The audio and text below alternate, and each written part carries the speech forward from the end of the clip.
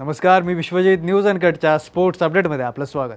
जाणून घेऊयात क्रीडा विश्वातील काही महत्त्वाच्या घडामोडी.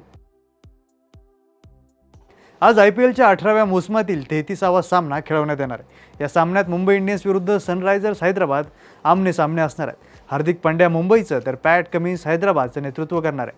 दोन्ही संघांचा हा या मोसमातील प्रत्येकी 7वा सामना असणार आहे.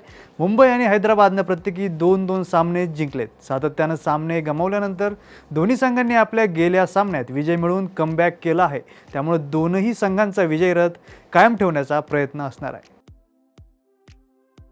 दिल्ली कॅपिटल्सनं अक्षर पटेल याच्या नेतृत्वात IPLच्या 18व्या मोसमातील एकूण 5वा विजय मिळवला आहे. या मोसमातील 32व्या सामन्यात दिल्ली विरुद्ध राजस्थान आमनेसामने होते, मात्र सामना बरोबरीत सुटला. त्यामुळे सामना सुपर ओव्हरमध्ये पोहोचला. राजस्थाननं दिल्लीला सुपर ओव्हरमध्ये विजयासाठी 12 धावांचं आव्हान दिलं होतं आणि दिल्लीने हे आव्हान 2 चेंडू राखून पूर्ण केलं. 2028 मध्ये लॉस एंजेलिस येथे होणाऱ्या ऑलिम्पिक स्पर्धेत दक्षिण कॅलिफोर्नियातील पोमोना फेअरग्राउंड्स येथे क्रिकेट खेळवलं जाणार आहे. यासाठी येथे तात्पुरतं क्रिकेट स्टेडियम देखील उभारण्यात आल्याची घोषणा आयोजन समितीने केली. पोमोनाच्या मैदानाला फेअर प्लेक्स म्हणून ओळखलं जातं. ते लॉस एंजेलिसच्या पूर्वेस अंदाजे 50 किलोमीटर अंतरावर आहे. हे 500 एकरचं इव्हेंट कॉम्प्लेक्स आहे, जे 1922 पासून लॉस एंजेलिस काउंटी फेअरचं आयोजन करत आहे. यावर्षी ऑस्ट्रेलियात संपलेल्या 5 सामन्यांच्या बॉर्डर गावस्कर ट्रॉफीमध्ये भारतीय संघाचा 1-3 असा मानहानीकारक पराभव झाल्यानंतर आणि मालिकेदरम्यान ड्रेसिंग रूमच्या बाबी समोर आल्यानंतर भारतीय क्रिकेट नियामक मंडळानं कारवाई केली. दुबईमध्ये चॅम्पियन्स ट्रॉफी जिंकूनही अवघ्या 8 महिन्यांच्या कार्यकाळानंतर BCCIनं सहाय्यक प्रशिक्षक अभिषेक नायर व्यतिरिक्त भारतीय संघाचे क्षेत्ररक्षण प्रशिक्षक T दिलीप आणि प्रशिक्षक सोहम देसाई यांनाही त्यांच्या कर्तव्यातून मुक्त करण्यात आलं. दीप रामभिया आणि अक्षय वारंग या जोडीनं भारतातील मिश्र दुहेरीतील क्रमवारीत पहिल्या स्थानावर झेप घेतली आहे. भारतीय बॅडमिंटन संघटनेकडून खेळाडूंची ताजी क्रमवारी जाहीर करण्यात आली. त्यानुसार ठाणे महापालिकेच्या सय्यद मोदी बॅडमिंटन प्रशिक्षण योजनेतील खेळाडू दीप व अक्षय यांनी मोठी झेप घेतली.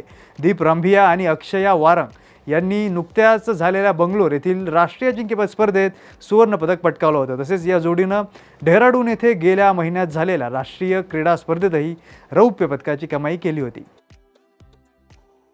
सौदी अरेबिया येथे सुरू असलेल्या 18 वर्षांखालील वयोगटाच्या 6व्या आशियाई युवा ॲथलेटिक्स स्पर्धेत भारताच्या नितीन गुप्ताचं सुवर्णपदक अवघ्या 0.01 सेकंदाच्या फरकानं हुकलंय.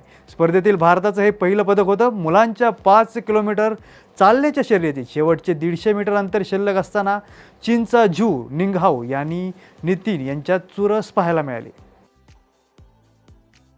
पॅरिस ऑलिम्पिकमध्ये 2 पदके पटकावणारी मनू भाकर हिला नेमबाजी विश्वकरंडकात रौप्य पदकावर समाधान मानावं लागले. भारताची 18 वर्षीय कन्या सुरुची इंदर सिंग हिनं महिलांच्या 10 मीटर एअर पिस्तूल प्रकारात सुवर्णपदक पटकावताना मनू भाकरला मागे टाकलं. या प्रकारात भारतीयांनी 2 पदके पटकावत वर्चस्व गाजवलं. चीनच्या याओ कियानशून हिला ब्रॉन्झ पदक मिळालं. लखनौ सुपर जायंट संघाला मोठा दिलासा मिळाला आहे. जलद गोलंदाज मयंक यादवचा संघात समावेश झाला आहे. 22 वर्षीय हा वेगवान गोलंदाज शनिवारी राजस्थान रॉयल्स विरुद्ध होणाऱ्या सामन्यात उपलब्ध असण्याची शक्यता वर्तवण्यात येते. LSGनं त्यांच्या सोशल मीडियावर एक खास व्हिडिओ शेअर करत मयंकच्या पुनरागमनाची घोषणा केली. या बातमीसह स्पोर्ट्स अपडेटमध्ये इथेच थांबूयात. पाहत रहा न्यूज अनकट.